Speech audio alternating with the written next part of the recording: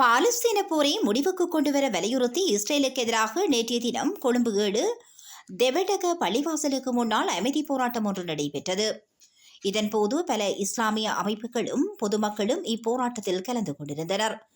மேலும் நேற்றைய வெள்ளிக்கிழமை ஜும்மா தொழுகையின் பின்னர் இந்த அமைதி போராட்ட நடவடிக்கை முன்னெடுக்கப்பட்டிருந்தமை குறிப்பிடத்தக்கதாகும். அஸ்ஸலாமு அலைக்கும், வணக்கம். நான் SYU சோசியலிஸ்ட் யூத் யூனியன் சங்கத்தின் ஒரு உறுப்பினர். இன்றைய தினம் நாங்கள் இன்றைக்கு தெவடகா பள்ளிக்கு வந்திருக்கிறோம்.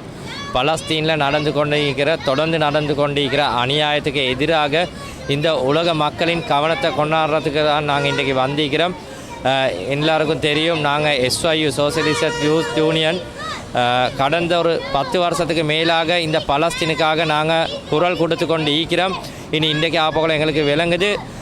பாடசாலைகளுக்கு அதே மாதிரி தான் பொதுமக்கள் ஈக்கிற இடத்துக்கு இஸ்ரேலால் தொடர்ந்தும் அவங்களோட தாக்குதல் நடந்து கொண்டு இருக்கிறாங்க. இனி அதே மாதிரி தான் எங்களுக்கு தெரியும், ஹாஸ்பிட்டலுக்கு இன்றைக்கு தாக்குதல் நடந்து கொண்டு இருக்கிறாங்க.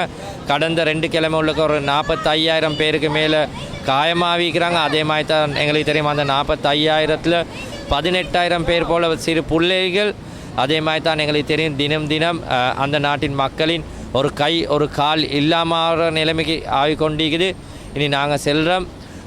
இஸ்ரேலுக்கு இந்த விடயத்தை நீங்கள் நிறுத்துங்க. ஏனென்றால் உலகமே அவங்களை பற்றி பார்த்து கொண்டிருக்குது. அதே மாதிரி தான் எங்களுக்கு தெரியும், ஒரு மனித அபிமானம் கொண்டிருக்கணும்.